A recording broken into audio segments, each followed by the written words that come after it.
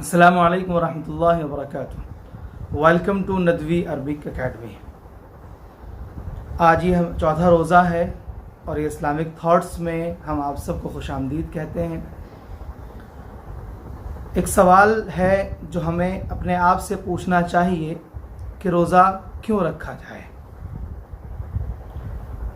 آخر روزہ رکھنے پر خود کو جو ایک چھوٹا سا ایک مزاج بنانے پر کہ صبح سے لے کے شام تک اپنے آپ کو بھوکا رکھا جائے، اس پر اور اپنے آپ کو تمام گندگیوں سے، اپنے آپ کو تمام طرح کی ذہنی وساوس سے اور اپنے آپ کو جو برے خیالات ہیں ان سے دور رکھنے پر ہمیں کیا ملے گا؟ تو کچھ حدیثیں ہیں جن کے مفہوم کو جوڑ کر کے میں ایک بات آپ کے سامنے پیش کرتا ہوں۔ کچھ حدیثیں بیہقی کی ہیں، اس میں سے ایک حدیث بخاری اور مسلم کی ہے، اور ایک حدیث جو ہے مسند احمد وغیرہ کی ہیں۔ ان کو جوڑ کر کے میں ایک آپ کے سامنے بات رکھتا ہوں۔ اللہ کے رسول صلی اللہ علیہ وسلم نے فرمایا کہ جیسے رمضان کا مہینہ شروع ہوتا ہے جہنم کے دروازے بند کر دیے جاتے ہیں۔ تو سب سے پہلا جواب تو یہ ہے کہ روزہ کیوں رکھا جائے؟ روزہ اس لیے رکھا جائے تاکہ اپنے آپ کو جہنم سے بچایا جا سکے، سب سے پہلی بات۔ دوسرا یہ کہ جنت کے دروازے کھول دیے جاتے ہیں، تو دوسری وجہ یہ ہے روزہ رکھنے کی کہ اپنے آپ کو جنت کا مستحق قرار دیا جائے۔ پھر اس کے بعد اللہ کے رسول نے فرمایا کہ جس نے رمضان کی عبادتوں کو، تراویح کو، روزے کو اس نیت سے رکھا کہ اللہ تبارک و تعالیٰ اس پر اجر عطا فرمائے گا، تو اس کے پچھلے سارے گناہ معاف ہو جاتے ہیں۔ ایک لفظ استعمال ہوتا ہے احتساباً، یعنی کہ یہ یقین پیدا کرنا دل کے اندر کہ جو بھی میرا عمل ہے اس پر اللہ اجر دے گا۔ یاد رکھیے کہ کچھ لوگ کیا ہوتا ہے، ہمارے معاشرے میں دو طرح کے لوگ ہیں۔ ایک تو سوسائٹی کے پریشر سے روزہ رکھ رہے ہیں، اور ایک بہت بڑا طبقہ ایسا جو میں نے دیکھا ہے اور آپ بھی دیکھتے ہوں گے، نوجوان طبقہ جو میری عمر کا ہے وہ روزہ نہیں رکھ رہا۔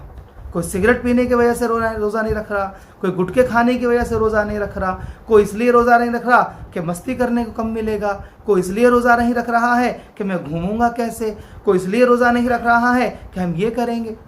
تو میرے عزیزو، روزہ جو ہے وہ احتساباً، یعنی کہ جب روزہ رکھے اور روزے دار رہے تو یہ کیفیت دل کے اندر رہے کہ میرا روزہ، میرا یہ تراویح پڑھنا، میرا یہ قرآن پڑھنا، میرا اس وقت ذکر کرنا، یہ سب اللہ کے لیے، اجر کے لیے کر رہا ہوں۔ اس پر اللہ تبارک و تعالیٰ کا وعدہ یہ ہے کہ اس کے پچھلے سارے گناہ معاف ہو جائیں گے۔ اتنی بڑی وجہ ہے۔ تو یہ کم وجہ نہیں ہے روزہ کیوں رکھا جائے۔ روزہ اس لیے رکھا جائے کہ روزے ہماری عبادتوں کی اس کو ضرورت نہیں۔ کسی کے ذہن میں اگر یہ خیال آئے کہ روزہ کیوں رکھا جائے، روزہ اس لیے رکھا جائے کہ ہم محتاج ہیں، ہماری روح محتاج ہے، ہمارا جسم محتاج ہے اس بات کا کہ روزہ رکھا جائے۔ روزہ اس لیے نہیں رکھا جاتا کہ اللہ تبارک و تعالیٰ کی بارگاہ میں اس روزے کی ضرورت ہے، نہیں۔ اللہ تعالیٰ کی بارگاہ کی جو نعمتیں ہیں ان کو حاصل کرنے کے لیے روزے کی ضرورت ہے، ان کو حاصل کرنے کے لیے ہمیں روزے کی ضرورت ہے۔ ہم روزہ رکھیں گے تو اللہ تبارک و تعالیٰ کی طرف سے جو رحمت کے دہانے کھول دیے گئے ہیں وہ ہم کو مل سکیں گے۔ اس لیے جو روزہ چھوڑ رہے ہیں ان کو میں ایک بات بتا دیتا ہوں کہ اگر کوئی روزہ رمضان کا چھوڑ دے، علماء نے لکھا ہے کہ اگر اس کے بعد ساری زندگی بھی روزہ رکھے تو اس ایک روزے کی برابر نہیں ہو سکتا۔ اللہ کے رسول فرماتے ہیں کہ ایک عمل 700 گنا بڑھ جاتا ہے۔ تو یہ ساری چیزیں ہیں، اس لیے ذرا سوچئے، رکیے، ٹھہریے اور اس کے بعد فیصلہ کیجئے کہ رمضان کی ضرورت ہمیں ہے یا خدا کو ہے، ہماری روح کو رمضان کی ضرورت ہے یا ہمارے جسم کو رمضان کی ضرورت ہے، ہمارے ذہنوں کو رمضان کی ضرورت ہے۔ اس لیے میرے عزیزو، بہت ضروری ہے اپنے آپ کو قرآن کریم سے جوڑنا، رمضان سے جوڑنا، بہت ضروری ہے اپنے آپ کو رمضان کی نعمت برکتوں سے جوڑنا۔ جزاکم اللہ و احسن الجزا۔ Thank you so much.